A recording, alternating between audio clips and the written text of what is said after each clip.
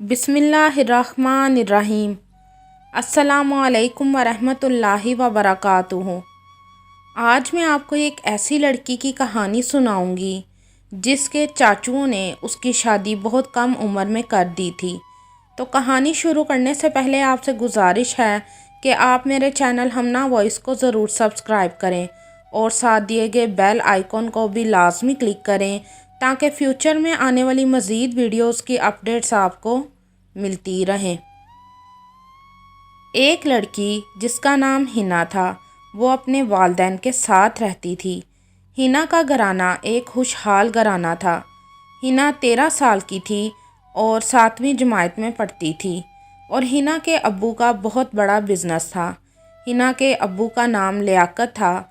लियाकत के सब भाई लियाकत के पास ही काम करते थे। लियाकत के घर जब बेटी हुई तो उसी वक्त डॉक्टरों ने लियाकत को बता दिया था कि तुम्हारी बीवी अब सारी ज़िंदगी कोई दूसरा बच्चा पैदा नहीं कर सकती। इसी वजह से बस लियाकत के भाई इतराते थे क्योंकि उनके बेटे थे। लियाकत के भाई लालची और खुदगर्ज थे। हालांकि लियाकत ने अपने भाइयों का उस वक्त साथ दिया था जब उनके पास खाने पीने को कुछ ना था, लेकिन फिर भी लियाकत के भाई अपने भाई का एहसान मानने की बजाय उसकी दौलत और घर पर नज़र रखे हुए थे। लियाकत के भाई सोचते थे कि लियाकत भाई को तो लड़का पैदा होना नहीं तो इनकी भी सारी जायदाद हमारे बच्चों में बंट जाए। लियाकत की बीवी रुबीना लियाकत के भाइयों की फितरत से खूब आगाह थी। उसने कई दफ़ा अपने शोहर लियाकत को समझाया, लियाकत आप अपने भाइयों को अपनी हर राज वाली बात ना बताया करें, लेकिन आप मेरी एक नहीं सुनते। तो लियाकत बोलता, बेगम तुम तो जानती हो अम्मा अब्बा के बाद मैं ही बड़ा हूँ, अगर उनको मैं नहीं अपना समझूंगा तो कौन समझेगा। लियाकत के भाइयों ने कई मर्तबा लियाकत के बिज़नेस में नुकसान किया था। लियाकत के भाई हर वक्त कोई ना कोई वजह बताकर लियाकत से पैसे लेते ही रहते थे और इसी वजह से रुबीना शायद लियाकत को कहती थी कि अपने भाइयों को ज़्यादा सर पर ना चढ़ाओ। लियाकत एक नरम दिल और नेक सीरत वाला इंसान था। उसे बहुत जल्द ही दूसरों का दुख सुनकर उनसे हमदर्दी हो जाती थी और इसी बात का फ़ायदा हमेशा लियाकत के भाई उठाते थे। एक दिन लियाकत अपने ऑफिस की सीढ़ियाँ उतरकर नीचे किसी काम से जा रहा था कि वो सीढ़ियों से गिरा तो सर पर गहरी चोट लगने की वजह से वो बेहोश हो गया था। अस्पताल वालों ने कहा कि अगर इनको 24 घंटे के अंदर होश आ गया तो ठीक, वरना इनकी जान को खतरा है। लेकिन होना तो वही था जो किस्मत को मंजूर था। शायद लियाकत के दिन इस दुनिया में पूरे हो गए थे, इसलिए वो अपनी बच्ची हिना और बीवी को बेसहारा छोड़कर इस दुनिया से रुखसत हो गया था। रुबीना और हिना बहुत मायूस रहने लगी थीं। लियाकत को ये दुनिया छोड़े हुए 2 हफ्ते हो गए थे और रुबीना अभी तक लियाकत के गम में ही डूबी हुई थी। उसे कुछ खबर ना थी कि उसके शोहर के बिज़नेस का क्या हाल है। रुबीना इद्दत में थी। जब रुबीना की इद्दत पूरी हुई तो उसने अपने देवरों से राब्ता किया और कहा कि अगर कोई पैसा है तो घर दे जाना, घर में सब पैसे ख़त्म हो गए हैं। पहले पहल तो लियाकत के भाई रुबीना को कुछ ना कुछ देते रहते थे, लेकिन जब 6 माह गुजर गए तो लियाकत के भाइयों ने रुबीना को पैसों की तरफ से बहुत तंग करना शुरू कर दिया था। रुबीना 2-2 हफ्ते फ़ोन करती रहती और उनको कहती कि कुछ पैसे दे जाओ, तो लियाकत के भाई कहते, भाभी दरअसल काम नहीं चल रहा, बिज़नेस में बहुत बड़ा नुकसान हुआ है। लियाकत के भाई रुबीना को जितने पैसे भी देते वो खामोशी से ले लेती थी क्योंकि रुबीना मजबूर हो गई थी। एक दफ़ा तो लियाकत के भाइयों ने रुबीना को पैसे देने से साफ साफ इनकार कर दिया था। तो रुबीना ने कहा, तुम निकल जाओ इधर से, तुम्हारे भाई के पास जो आदमी काम करते हैं वो बहुत ईमानदार लोग हैं, वो इस बिज़नेस को संभाल लेंगे। तो लियाकत के भाई बोले, अच्छा क्या बात है भाभी, 6 महीने से हम आपका घर चला रहे हैं, बजाय कि हमारा एहसान माने उल्टा आप तो हमें बातें कर रही हैं।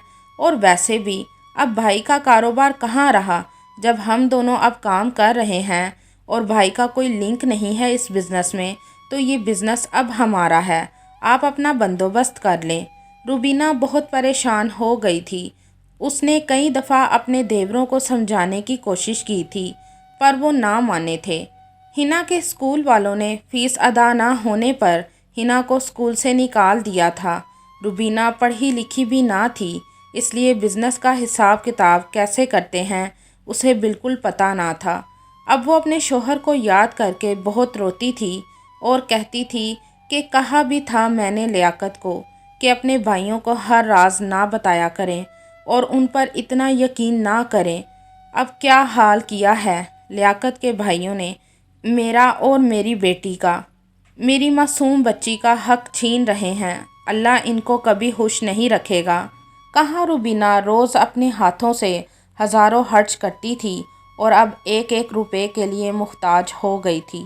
ایک دن لیاقت کے بھائی روبینہ کے گھر آئے اور بولے بھابھی آپ یہ مکان خالی کر دیں۔ تو روبینہ بولی کیوں؟ یہ مکان میری بیٹی کا ہے۔ تو لیاقت کے بھائی بولے نہیں بھابھی، لگتا ہے بھائی نے آپ کو بتایا نہیں تھا۔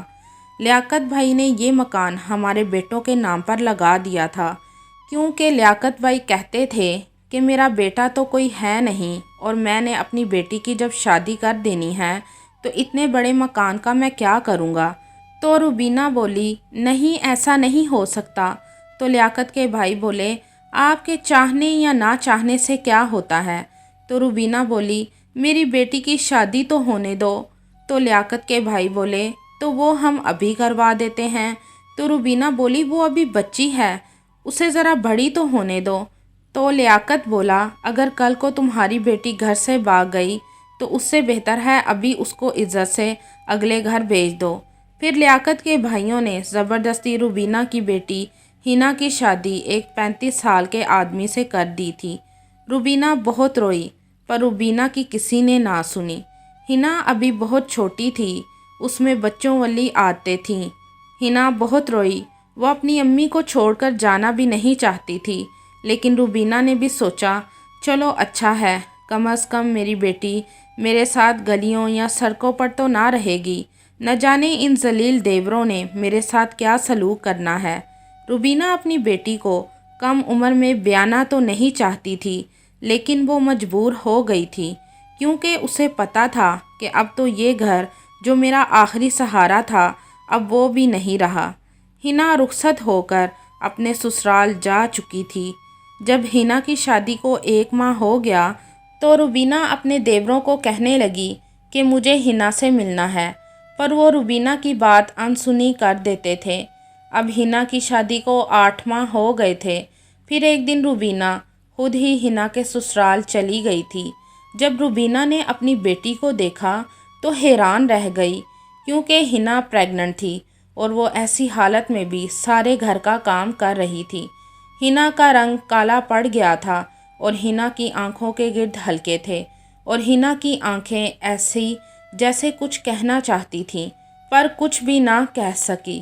روبینہ کو ہنا کے سسرال جا کر پتہ چلا کہ اس کے دیوروں نے ہنا کو بیچ دیا تھا۔ روبینہ بہت روئی لیکن وہ مرتی کیا کرتی، بیٹی کو دلاسا دے کر گھر واپس آ گئی تھی، لیکن رہ رہ کر روبینہ کو ہنا کا خیال ستا رہا تھا کہ ہنا ابھی خود بچی ہے اور اس کے گھر میں بچہ ہونے والا ہے، وہ کیسے اپنا خیال رکھتی ہوگی۔ اب ہر پل روبینہ کو ہنا کا خیال ستاتا رہتا تھا۔ کئی دفعہ روبینہ کا دل کیا کہ وہ اپنی بیٹی کو اس گھر سے لے آئے، لیکن روبینہ کچھ نہیں کر سکتی تھی کیونکہ وہ خود کے گھر میں اپنے دیوروں کی غلام بن کر رہ رہی تھی۔ پھر 2 ماہ بعد روبینہ کو پتہ لگا کہ ہنا کے گھر مردہ بچہ پیدا ہوا ہے۔ روبینہ اگلے دن ہنا کے گھر گئی تو کیا دیکھا کہ ایک میت پڑی ہے اور سب لوگ بیٹھے رو رہے ہیں اور کچھ لوگ تو یہ باتیں کر رہے تھے اللہ جانے اس کے ماں باپ پر کون سی مصیبت آن پڑی تھی جو اتنی چھوٹی عمر میں اس لڑکی کو بیاہ دیا ہے۔ بھلا اتنی عمر میں کوئی لڑکی بچہ پیدا کرتی ہے کیا؟ بیچاری دیکھو اپنی جان سے ہی ہاتھ دھو بیٹھی ہے۔ روبینہ کا دل بیٹھا جا رہا تھا۔ جب تھوڑا آگے ہو کر میت کا منہ دیکھا تو بے ساختہ اس کی چیخ نکل گئی کیونکہ وہ کوئی اور نہیں اس کی اپنی بیٹی ہنا ہی تھی۔ روبینہ بہت روئی تو اس کی آنکھوں کے آنسو رک ہی نہیں رہے تھے۔ روبینہ گھر واپس آ گئی تھی۔ اس وقت رات کے 12 بج رہے تھے۔ روبینہ کے دیور بجائے اس سے ہمدردی جتاتے الٹا بولنے لگے، یہ کوئی وقت ہے گھر آنے کا؟ بیٹی کی شادی کیا ہوئی؟ جیسے تم تو آزاد ہی ہو گئی ہو، اپنی مرضی سے آتی جاتی ہو۔ اگر یہی سب کرنا ہے تو اس گھر میں رہنے کی کوئی ضرورت نہیں۔ روبینہ کا دل کیا کہ کوئی چیز اٹھائے اور ان کے سر پر دے مارے، پر روبینہ نے ایسا نہ کیا۔ روبینہ سیدھا تھانے چلی گئی اور وہاں جا کر دیوروں کے خلاف اپنی بیٹی کی زبردستی کم عمر میں شادی کروانے اور گھر اور بزنس پر قبضہ کرنے کی رپورٹ درج کروا دی تھی۔ پولیس آئی اور روبینہ کے دیوروں کو لے کر چلی گئی۔ روبینہ نے اب سکھ کا سانس لیا تھا، لیکن وہ سکون اسے نہ ملا تھا جو اسے اپنی بیٹی کے ہوتے ملتا تھا۔ آج بھی روبینہ اپنی بیٹی کی یاد میں روتی ہے اور سوچتی ہے کہ کاش اگر میں نے بہت پہلے اپنے دیوروں کو پولیس کے حوالے کیا ہوتا تو شاید نہ میری بچی کی شادی کم عمر میں ہوتی اور نہ ہی وہ یہ دنیا چھوڑتی۔ چھوٹی عمر کی شادی میں لڑکیوں پر ہمیشہ ظلم و تشدد ہوتا ہے یا حاملہ ہونے کی وجہ سے وہ اپنی جان گنوا دیتی ہیں۔ اس لیے میری آپ سے درخواست ہے کہ کم عمر میں لڑکی کی شادی کبھی نہ کریں۔ اللہ تعالیٰ سب کی بیٹیوں کو اپنے حفظ و ایمان میں رکھے، آمین۔ کیا روبینہ نے اپنے دیوروں کو پولیس کے حوالے کر کے ٹھیک کیا تھا؟ آپ بھی اس کہانی کے بارے میں اپنی رائے کمنٹ میں ضرور بتائیے گا۔